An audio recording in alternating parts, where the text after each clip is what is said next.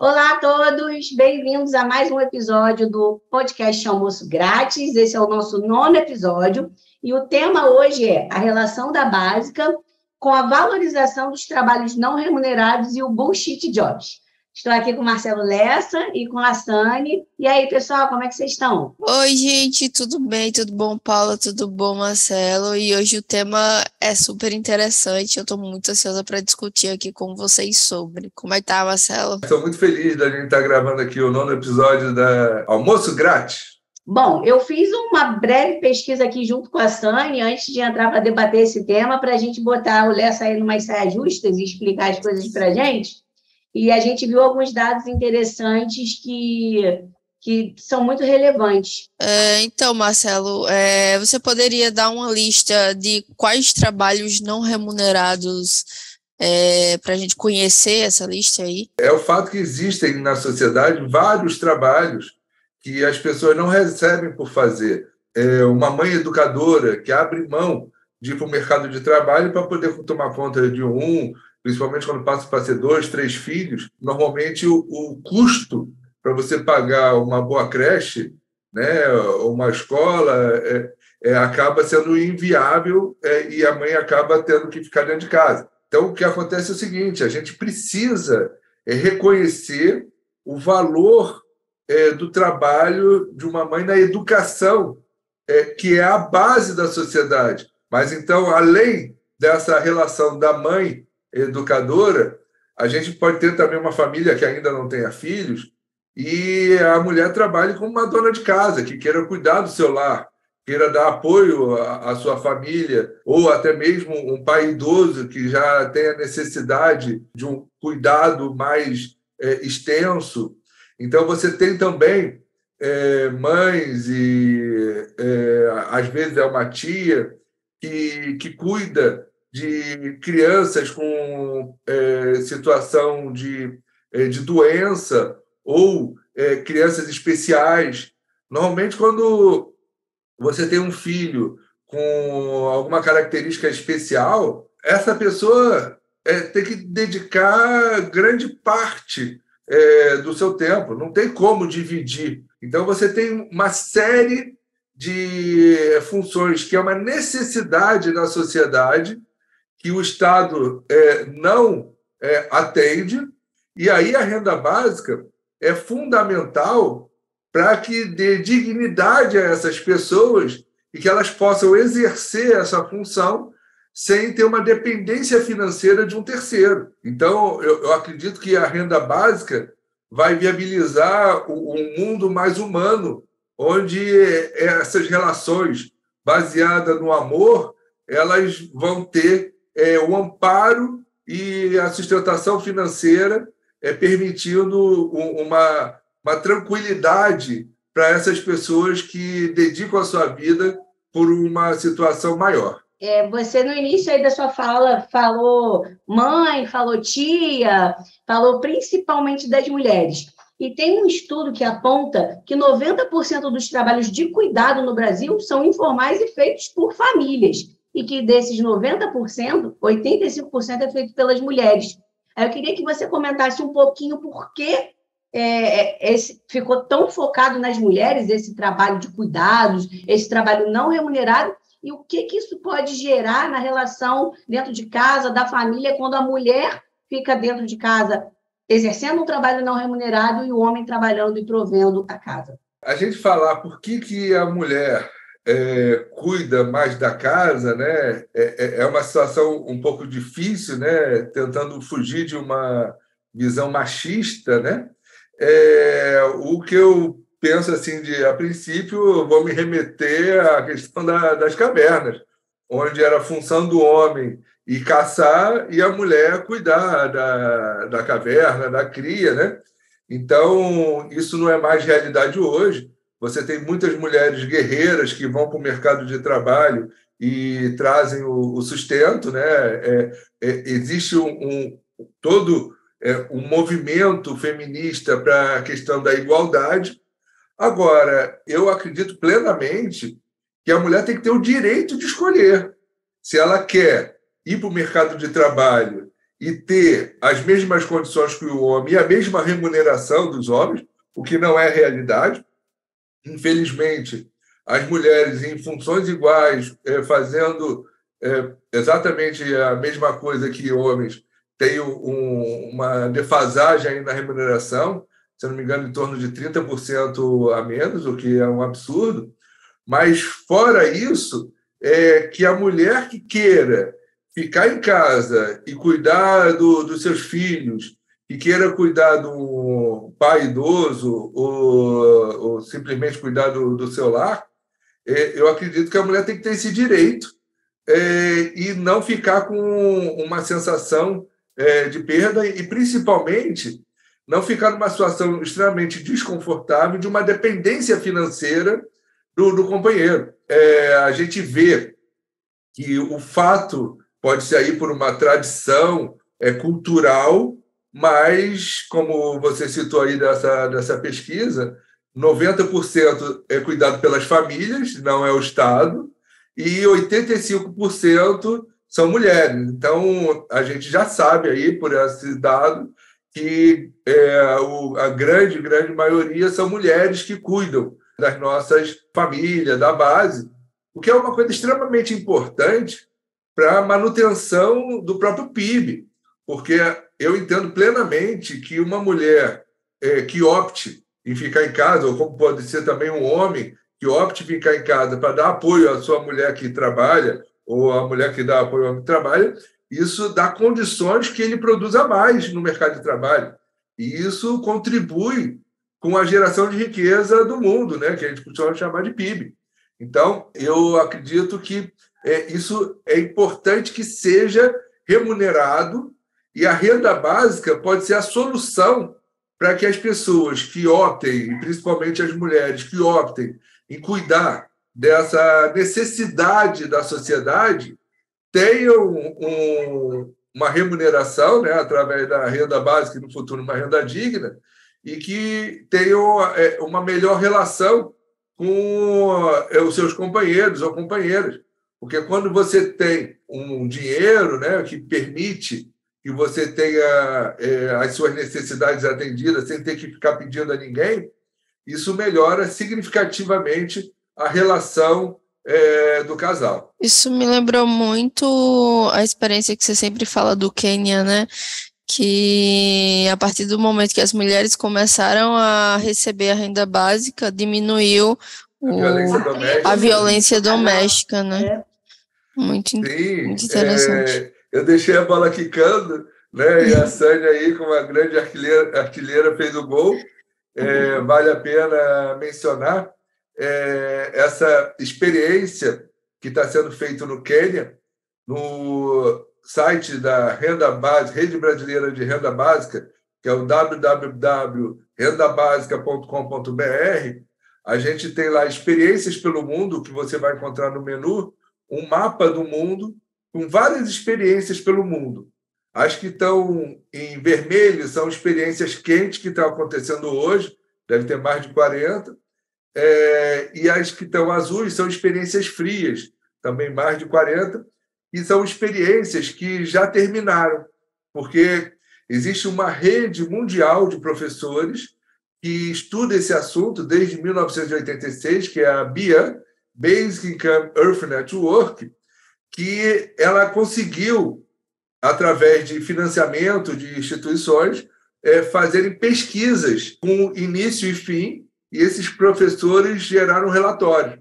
E esse caso que a Sânia está falando, ele ainda está em vigor, ele foi financiado com 25 milhões de dólares pelo Facebook, o Google entrou com mais 2,5 milhões de dólares, e outras empresas do Vale do Silício completaram no total de 30 milhões de dólares, e uma instituição foi criada lá, a Giving Direct, e fizeram um programa de 12 anos de distribuição de renda no Quênia. Está sendo dado 22 dólares por pessoa em algumas vilas no Quênia, e já está pelo quarto, quinto ano que essa distribuição está sendo feita. E a Universidade de Princeton fez uma pesquisa que foi uma queda de 51% na violência doméstica e uma queda de 66% na violência sexual. A gente vai colocar o link dessa pesquisa aqui nas descrições aqui desse podcast. A gente percebe que quando a mulher passa a ter uma renda própria, né, através da renda básica, isso melhora significativamente a relação com o companheiro, nada mais importante que a queda da violência doméstica. Então, eu acredito plenamente que a renda básica vai ajudar em vários fatores da sociedade. Eu acredito que a renda básica vai permitir que a gente viva num mundo muito melhor. Você falou bastante aí sobre a importância desse trabalho não remunerado para o PIB, né? Até mundial. Como a gente viu aqui em relação ao Brasil, 90% do trabalho de cuidado é feito de forma voluntária, digamos assim, pelas famílias, e não existem instituições suficientes, até se fosse necessário, para cuidar dos idosos. Às vezes falta vaga nas creches para pôr as crianças. Tem outro dado que a gente trouxe aqui, é que esse trabalho não remunerado realizado pelas mulheres, só os dados das mulheres, representa 10,8 trilhão de dólares por ano. Então, é um grande mercado aí que se pode movimentar com esse trabalho voluntário. Eu queria entender um pouquinho se a gente distribuísse renda, né, para as pessoas, como foi o que você falou, as pessoas seriam muito mais felizes, com certeza teriam uma satisfação maior até de fazer esse trabalho voluntário, não só para a própria família, mas até para outras pessoas, que isso ia mudar aí. Mas como que se encaixa aí nessa história toda o Bullshit Jobs? Explica um pouquinho para a gente o que é e como que ele se encaixa nessa história. Bom, a questão do Bullshit Jobs é a precarização do mercado de trabalho. Aqui no Brasil, né, a gente tem a CLT, que regulamenta essa relação do patrão-empregado, onde estabelece alguns direitos, que é a questão da indenização para acidentes trabalhistas, uma possível aposentadoria por causa de acidentes, aposentadoria por tempo de trabalho, a questão das férias, 13º, um fundo de garantia para que a pessoa tenha uma reserva para que ela possa se manter enquanto busca uma realocação no mercado de trabalho, ou até mesmo faça um curso para que ela possa evoluir e se adaptar à nova realidade, sendo que a gente está vendo aí um movimento no mundo inteiro, que alguns chamam de uberização, a substituição dos direitos trabalhistas por uma relação que a gente chama de liberal, né? Existem alguns países do mundo, como os Estados Unidos, onde você não tem 13º, férias, aposentadoria do Estado. Se você quiser uma aposentadoria, você vai lá no banco e contrata para você, quando tiver idoso, você ter a sua aposentadoria. Se você quiser ter férias, você faz uma reserva e fica um mês sem trabalhar. Se você quer ter um plano de saúde, você vai na iniciativa privada e você paga o seu plano de saúde. Existem países que a cultura já está pronta para isso, né, como o caso dos Estados Unidos, mas em outros mercados, onde essa relação é mais desigual, onde você tem uma população com menos escolaridade, com menos qualificação, isso se torna um pouco perigoso. E aí, por isso que teve um professor americano que fez esse trabalho, escreveu um livro chamado de Bullshit Jobs. São trabalhos que pagam extremamente mal, sem nenhum tipo de benefício, e que a pessoa fica na mão de um aplicativo. Se você entregar aquela encomenda, você ganha, você tem toda uma avaliação que quem performa melhor ganha mais serviços, e você cada vez tem uma pressão maior do mercado para pagar menos, para quem trabalha. A gente sabe que o Uber ele tem um ganho muito grande e o trabalhador do aplicativo muitas vezes reclamam que mal consegue pagar a manutenção do carro. Trabalham com jornadas exaustivas para conseguir ter uma remuneração mínima para conseguir sustentar sua família, o que é uma coisa completamente absurda. Eu entendo plenamente que uma pessoa que tem um trabalho, ele tem que ser remunerado de forma digna, que ele consiga sustentar a sua família.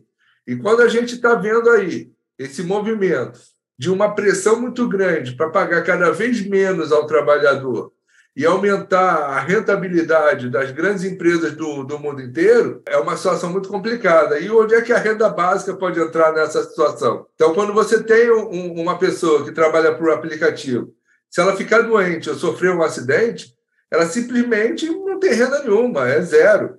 Né? E se você tiver uma renda básica e, no futuro, uma renda digna, mesmo num mercado de trabalho precarizado, onde as pessoas não têm o direito a nada, a renda básica pode dar uma camada de proteção social, um alento, de tal forma que a pessoa não vai deixar o filho passar fome, ou então deixar de atender às necessidades básicas, de comprar um remédio. Eu até acho meio esquisito a gente estar falando disso, porque eu acho que um trabalho tem que ser bem remunerado. Agora, a renda básica pode complementar. Na realidade, a renda básica ela vai influenciar significativamente e a gente conseguir trabalhos com melhores remuneração.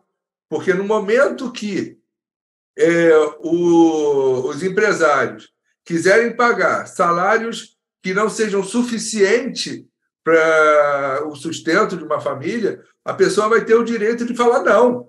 Né? Porque como ela já tem o básico para viver, ela vai ter oportunidade de buscar um curso, um aperfeiçoamento e buscar um melhor trabalho, ou isso vai gerar uma pressão que a gente consiga melhores salários para a população.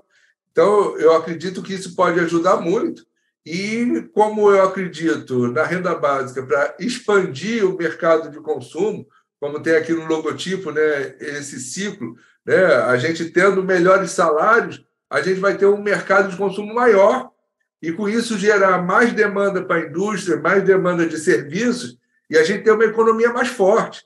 Então, essa ideia de a gente explorar o trabalhador e pagar para ele cada vez menos, precarizar os trabalhos, isso não é bom para a nossa economia. E a renda básica ela vai inverter isso aí, aumentando o fluxo de capital na economia e gerando uma pressão positiva para que as pessoas tenham salários melhores e a gente tenha uma sociedade mais equilibrada entre a indústria, que cada vez precisa de menos mão de obra por conta dos robôs e da inteligência artificial, e o mercado de trabalho de seres humanos, que precisam levar o sustento para casa. Então, a renda básica vai ser fundamental para equilibrar essas forças entre o mercado e o trabalhador. E eu tenho uma pergunta aqui que vai fugir um pouco do tema, mas que eu fiquei curiosa, tá?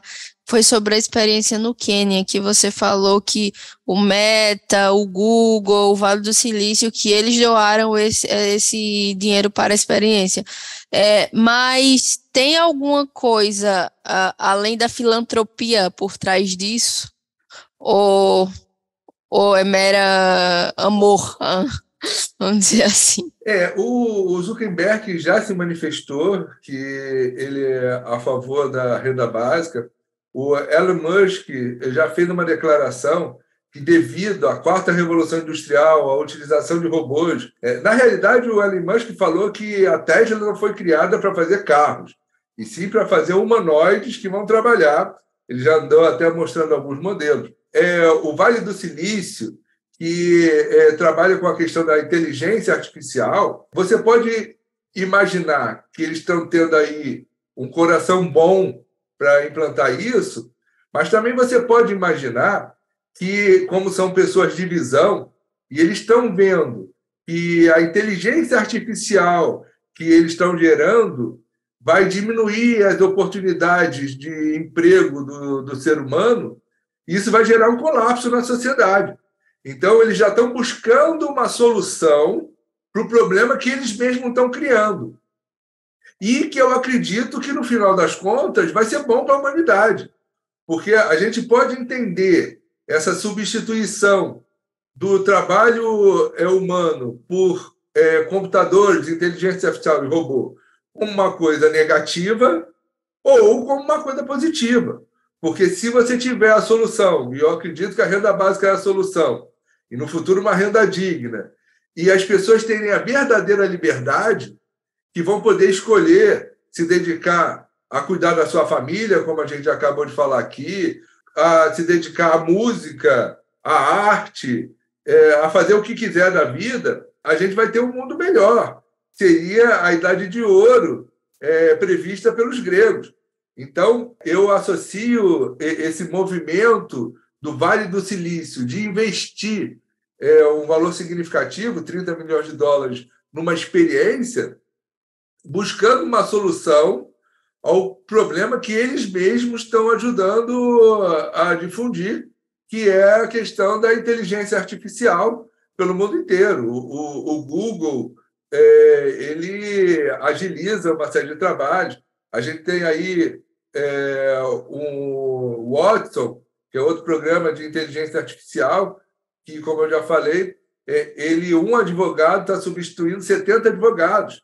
Ele pega o processo, faz uma análise de toda a jurisprudência da história e já dá a defesa pronta para o advogado só apertar o botão de send. Então, com isso, está agilizando a questão de contadores, a questão de médicos. Já foi feita uma banca de médicos para fazer diagnóstico de doenças e a inteligência artificial está tendo mais precisão do que um conjunto de médicos reunidos. A gente está vendo aí uma evolução muito grande nesse aspecto, né? Eu já vi também protótipos de humanoides, de robôs, que vão no campo e olha e vê se a cor da maçã está pronta para a colheita e vai lá com delicadeza e colhe a maçã. A gente não tem isso aí em grande escala ainda, mas vocês conhecem a questão da evolução da informática, quem é da época da impressora matricial, né, a impacto, e foi vendo o aumento da velocidade, depois veio a impressora jato de tinta, depois veio a impressora laser, e cada vez aumentando mais a velocidade. A gente sabe que é o início aí dos robôs construindo casas e etc. E daqui a pouco a gente vai ter aí um volume muito grande de robôs podendo ajudar na agricultura. Já está tendo caminhões sem motorista, por GPS, transitando nas grandes estradas dos Estados Unidos e da Inglaterra, táxi sem motorista em Dubai, Nova York. Então, vai haver um volume muito grande de substituições. A Universidade de Oxford fez uma pesquisa informando que, em 25 anos, 47% dos empregos do mundo inteiro vão ser extintos. A Universidade Federal do Rio de Janeiro fez uma pesquisa que, em 20 anos, dos 60 milhões de empregos formais do Brasil, 20 milhões vão ser extintos. Então, existe uma necessidade da gente achar uma solução. E a solução é a renda básica e, no futuro, uma renda digna. Então, por isso que as empresas do Vale do Silício estão investindo para a gente conseguir entender melhor e provar que isso faz bem à sociedade. Também você vai encontrar algumas entrevistas que o senador Eduardo Suplicy fez na 19º Congresso da ABIAN, que ocorreu na Índia, e os 2 primeiros vídeos são fantásticos. Tem um rapaz, um senhor, que fala que ele mora no Quênia, passou a receber esse dinheiro, e ele passou a dialogar com a esposa, porque antes ele era o único que ia trabalhar e trazia dinheiro para dentro de casa, e ele dizia o que era importante para a família. E agora não. Ela compra um vestido, alguma coisa pessoal dela, e o que sobra da renda básica, os dois juntos decidem o que vão fazer com o dinheiro da família. ele também relata que algumas pessoas passaram a comprar material de pesca para conseguir ter um lago muito grande lá, pescar no lago e trazer mais proteína para dentro de casa. Ele relatou também que o fato das pessoas terem dinheiro, eles conseguem comprar mais comida e, com isso, tendo mais fonte de energia, até trabalhar mais. Isso já acontece lá no Quênia. Então, você pegar e dar capital, dar dinheiro ao ser humano, isso vai fazer com que a sociedade floresça e tenha mais oportunidade para crescer. Mas tem muita gente que é preguiçosa, que não vai querer fazer nada. Boa sorte ao preguiçoso. A gente tem que pensar o que esse capital, na mão das pessoas esforçadas, vão poder gerar na nossa economia. Então, eu vejo uma economia muito mais ativa. O ciclo do dinheiro girando, a gente vai ter uma economia muito melhor. Vamos se preocupar com as pessoas que querem gerar o crescimento, tanto na economia como na nossa sociedade como um todo. É incrível como, independente do tema que a gente fale, tudo culmina na quarta revolução industrial, e que a única solução realmente efetiva é a renda básica, né? E no futuro, a renda digna. Isso que você está falando, Sani, foi um motivo, antes da pandemia, né? Que a pandemia aumentou a percepção do mundo inteiro, principalmente aqui no Brasil, da importância da distribuição de renda, da renda básica, e no futuro uma renda digna. Mas, antes disso, eu que participo dos congressos internacionais, que tive em 2016 na Coreia do Sul, no 16º, e em 2017 em Lisboa, no 17º Congresso Internacional, a quarta revolução industrial era o que estava motivando o tema da distribuição de renda, florescendo em todos os países do mundo. Tem vários países que já estavam começando a ter experiências, como no Canadá, tem uma experiência fantástica disso, na Espanha, Finlândia, a Alemanha está fazendo experiência, como tem na Namíbia. No Brasil, nós temos o case de Maricá, e o melhor case do mundo, que eu acredito, é o case do Alasca, que já é antigo, desde 1982, eles já fazem a distribuição de renda lá, e eles criaram o Fundo Permanente do Alasca, porque eles já tinham a distribuição de renda, mas foi descoberto o petróleo, e aí eles pegaram 50% dos dividendos do petróleo e passaram a comprar ações de empresas do mundo inteiro, e eles distribuem 50% dos dividendos das ações por 700 mil habitantes, para todo mundo, universal, incondicional e em dinheiro, e com isso eles estão com um projeto fantástico. E uma das nossas propostas é a gente expandir isso para o mundo.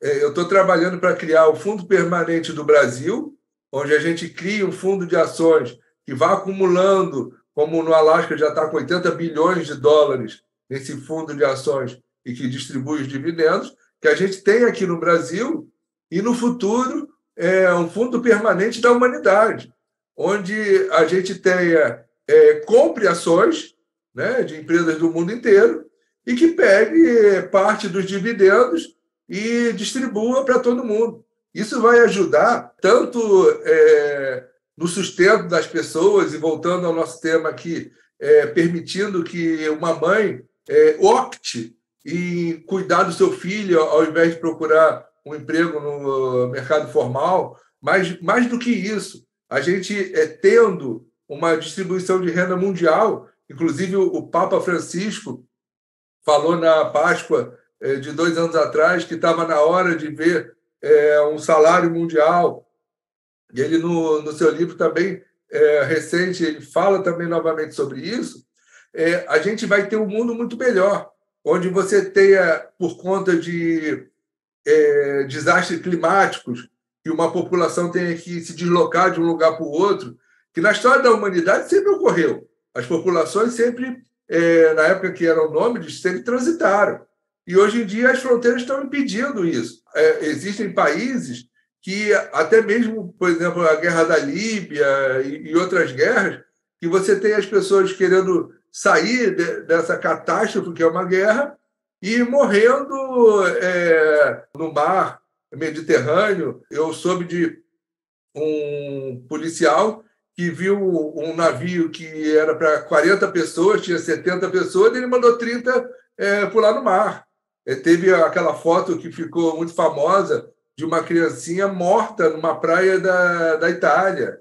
Então, é uma coisa desumana você ter um país proibindo a entrada de outros, de tal forma que esse volume muito grande de pessoas não venha sobrecarregar o seu sistema de saúde e de educação. No momento que a gente tiver uma distribuição de renda, uma renda básica universal, quando essa pessoa, por algum motivo de catástrofe ambiental, conforme a gente já falou, vai mudar de país, ela vai chegar lá com uma renda que vai contribuir com o PIB da sociedade, então já não vai ter mais um peso para aquela sociedade. E aí a gente também está falando da COP27, que toda hora está no noticiário, que está ocorrendo nesse momento, que a gente fala da mudança climática. A renda básica também vai ajudar nesse aspecto. Na hora que você tiver uma renda básica, uma renda digna, se algum país, alguém tiver um colapso por conta da mudança do clima, essa população vai poder imigrar, tendo renda, não ser pesado a nenhum Estado. Então, a gente vai ter uma flexibilização das fronteiras e, possivelmente, uma diminuição das guerras no mundo. Então, eu entendo que a renda básica ela vai melhorar o nosso sistema. Por isso que eu acredito que a gente vai ter um sistema capitalista melhor. É tão profunda a mudança que a renda básica, a renda digna, vai trazer na sociedade, que eu tenho a audácia de dizer que vai ser o novo capitalismo. É uma mudança tão drástica que vai mexer na relação de trabalho, né? Que as pessoas vão poder escolher trabalhos melhores remunerados, vai aumentar a remuneração das pessoas, vai permitir que as pessoas se dediquem a trabalhos voluntários ou a cultura, lazer, esporte, vai permitir que tenha migração entre as pessoas, entre os países. Eu acredito plenamente que a gente vai ter um mundo melhor e isso vai ajudar na relação interpessoal, o respeito entre as pessoas, até mesmo na questão do racismo. Isso é uma coisa fantástica. Aconteceu uma experiência da distribuição de renda, que foi o New Deal, feito em 1933 pelo presidente Roosevelt, após a crise de 1929, do crash da Bolsa de Valores. Os Estados Unidos passou a distribuir dinheiro para reaquecer a economia. Isso é um dos grandes cases da renda básica no mundo. E o que aconteceu? As pessoas começaram a reativar os negócios, os comércios, e começaram a dar oportunidade para os seus semelhantes. Aquela ideia de você jogar a corda para você puxar os outros, né? Quando você tem uma ascensão social, é natural, infelizmente, que você busque pessoas, primeiramente da sua família e depois da sua característica étnica. Então, começou a ter mais emprego para os brancos nos Estados Unidos e os negros começaram a ficar para trás. E aí teve uma revolta dos negros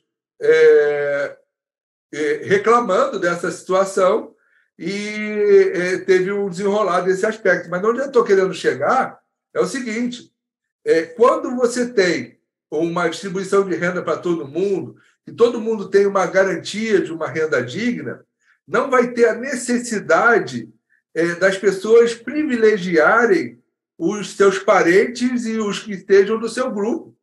porque um dos motivos de você excluir pessoas de outro país ou de outra característica étnica é essa sensação de tribo, de você buscar privilegiar os iguais a você, até para proteger a si mesmo, né?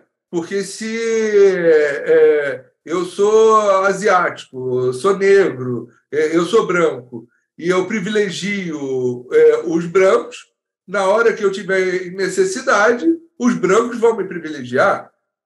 Se eu sou asiático e eu privilegio os asiáticos, na hora que eu precisar, eu vou ser privilegiado. Então, quando a gente tiver uma distribuição de renda, uma renda digna, plenamente implantada no mundo inteiro, a gente vai diminuir a pressão racista. A gente vai ter uma evolução na relação humana no momento que o dinheiro mude de importância. Eu também gosto de falar o seguinte, o sal era extremamente importante na antiguidade, até a palavra salário vem de sal, as pessoas eram pagas por sal. Na hora que o sal passou a ser extremamente acessível a todo mundo, ele diminuiu a importância. Não que não seja necessário nem relevante o sal hoje em dia, todo mundo precisa de sal, só que deixou de ter guerras por conta do sal. Então, o dinheiro também vai acontecer uma coisa semelhante.